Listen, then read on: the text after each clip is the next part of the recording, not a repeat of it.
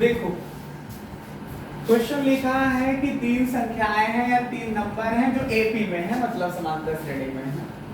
उनको अगर आप ऐड करते हो, योग करते हो तो -3 आता है, और उनको प्रोडक्ट करते हो मतलब मल्टीप्लाई करते हो मतलब गुणा करते हो, तो गुणनफल कितना आता है? 8 आता है। तो करेंगे वो तीनों संख्याएं बताओ कौन कौन सी हैं।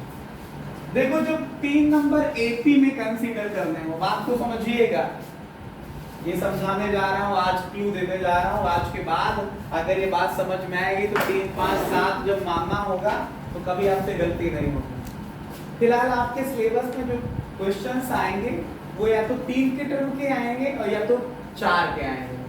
मैक्सिमम क्वेश्चन में लिखेगा कि 3 पदों का योग या 4 पदों का योग या सम ऑफ 3 टर्म्स या सम ऑफ 4 टर्म्स, ऐसे आते हैं। तो हम पहले आपको समझाते हैं बेसिक बात कि कंसीडर किसको किसको किया जाए। जैसे मान लो कोई टर्म ए है, मैं एपी सीरीज निकालने जा रहा हूँ, समांतर श्रेणी बनाने जा रहा हूँ, इसमें डी जोड़ दूं तो a प्लस डी होगा, एक डी और ऐड करूं तो a प्लस 2d होगा, फिर डी ऐड करूं तो a प्लस 3d होगा, फिर डी ऐड करूं तो a प्लस 4d होगा।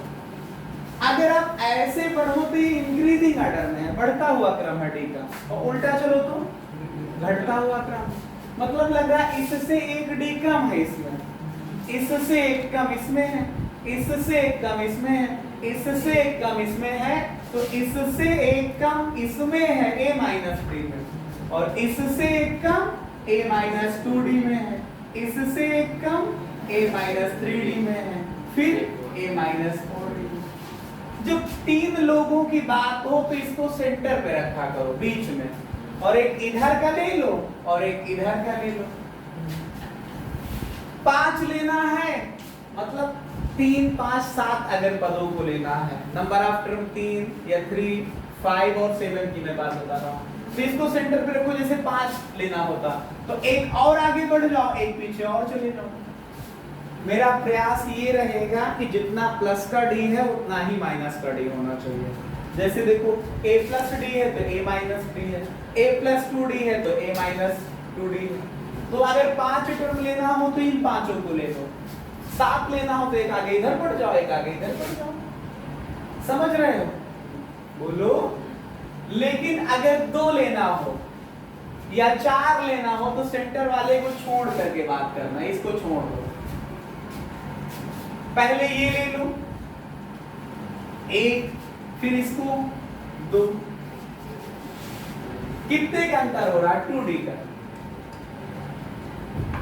अरे एक के बीच में dd का डिफरेंस था ना, तो इसमें कितना हो गया? को छोड़ा तो 2d का डिफरेंस हुआ, तो इसमें 2d और ऐड करो तो ये आएगा, और इसमें 2d घटाओ तो ये आएगा।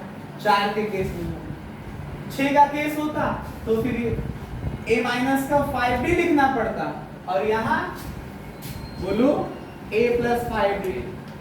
अब कहोगे सर हम ऐसा ट्रिक क्यों लगाएं? ये ट्रिक लगाने से बेनिफिट ये होता है जब इनको ऐड करोगे तो जितना d प्लस का होगा उतना d माइनस का होगा, पहली लाइन में a कैलकुलेट हो जाएगा। समझ पा रहे हो? और बाकी तो तुम 3 number a plus d a plus 2d भी मान सकते हो, लेकिन जब a plus d a plus 2d मानोगे तो जोड़ने पे क्या d कैंसिल होगा? बोलो, क्या d कैंसिल होगा? तो क्वेश्चन वैसे भी सॉल्व किया जा सकता, लेकिन वो टफ प्रोसेस है। ये जो मैं प्रोसेस समझा रहा हूँ टर्म का कंसीडरेशन करने के बाद, पदों को मानने के बाद, ये आसान होता है कैलकुलेट करना। तो 3 टर्म कौन कौन से माने जाएं? 1, 2, 3 ये, लेकिन सीक्वेंस में लिखना। ये उड़ के मत आना, ये फिर ये ना, तो लेट माना। इंग्लिश में तुम लोग लिखो let 3 terms of APs a minus d, a and a plus d। माना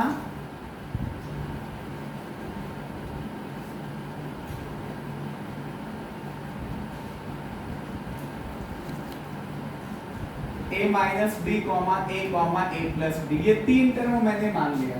समांतर श्रेणी के 3 पद माना, ठीक है? बोलो, कोई समस्या? अब अकॉर्डिंग टू क्वेश्चन, प्रश्न के अनुसार क्या है भैया? प्रश्न क्या कहता है? कह रहा कि तीनों को ऐड करो तो -3 आता है। तो पहला टर्म हुआ a माइनस का d, बोलो, दूसरा हुआ a, तीसरा हुआ a प्लस d, इन तीनों को कर लिया ऐड, तो इस किसके इक्वल आता है? तो ये देखो ब्रैकेट ओपन करोगे तो d माइनस का और प्लस का कैंसिल हो जाएगा, तो बचेगा a प्लस a मतलब 3a -3 के इक्वल।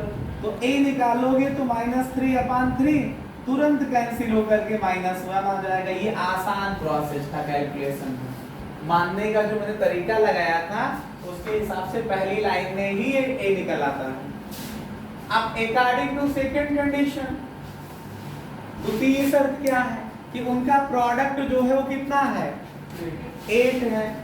तो प्रोडक्ट का मतलब a माइनस डी, बोलो, a और a प्लस डी, इन तीनों को गुणा कर दो तो कितना आता है? 8 आता है। तो ये देखो इन दोनों को मल्टीप्लाई करोगे तो एक फार्मूला बन रहा है a² माइनस डी स्क्वायर का into a is equal to 8। अब a आप तो निकाल चुके हो ना पहले से, क्या निकला है? a -1 का square minus D square into -1 बराबर 8। -1 का स्क्वायर करो 1 आएगा माइनस डी स्क्वायर, 1 से -1 है ना, बोलो, इंटू -1 इज इक्वल टू 8। -1 से इसमें मल्टीप्लाई करो तो -1 आएगा, इसको इसमें मल्टीप्लाई करोगे तो प्लस का D square is equal to 8। तो यहाँ से डी स्क्वायर निकालो तो 8 + 1 आ जाएगा, तो डी स्क्वायर की वैल्यू 9, बोलो। तो डी की वैल्यू जब निकालोगे यहाँ से, नहीं, √9 प्लस माइनस में आएगा। बहुत बार मैंने क्वाड्रेटिक इक्वेशन में आप लोगों को समझाया है। तो d की वैल्यू क्या आएगी? प्लस का भी 3 आएगी और माइनस का भी 3 आएगी। तो d की वैल्यू 3 होगी और -3। तो दो केस का डन। केस फर्स्ट, व्हेन मतलब जब क्या d की वैल्यू 3 है, तो भाई पहला टर्म a माइनस का d है, a की वैल्यू -1 माइनस d की वैल्यू 3, सॉल्व करोगे -4, फिर a का मतलब -1, फिर a प्लस d, -1 प्लस 3 कितना 2, कुछ बोलोगे? आए? तो ये देखो 3 टर्म निकल आए, कौन कौन से? हेंस 3 टर्म्स मतलब 3 पद। कौन कौन से हैं? -4 है, -1 है और -2 नहीं है, 2 है केवल। समझे? केस सेकंड करते हैं हम इतने छोटे से पार्ट में। जब मतलब व्हेन d की वैल्यू क्या है? -3। तो पहला है a minus d, -1 minus d की वैल्यू रखोगे तो -1 प्लस 3 का मतलब 2 आ जाएगा। फिर अगला a है, a का मतलब -1। फिर अगला है a प्लस d, a का मतलब -1 प्लस d का मतलब -3। तो -1 ये प्लस माइनस -3 मिलके -4। तो हेंस 3 टर्म्स, अतः 3 पद, 3 टर्म्स। कौन से आएंगे भैया? 2 -1 और, तो आएंगे वही, केवल आगे पीछे हो जाएंगे। जो -4 -1 और 2 है ये भी तो वही आएगा, 2 -1 और -4 उल्टा आ जाएगा खाली। ठीक है, तो इस वजह से चिंता मत करना, आंसर वही आएगा, खाली सीरीज उल्टा हो जाएगी। ठीक है, रिपीट।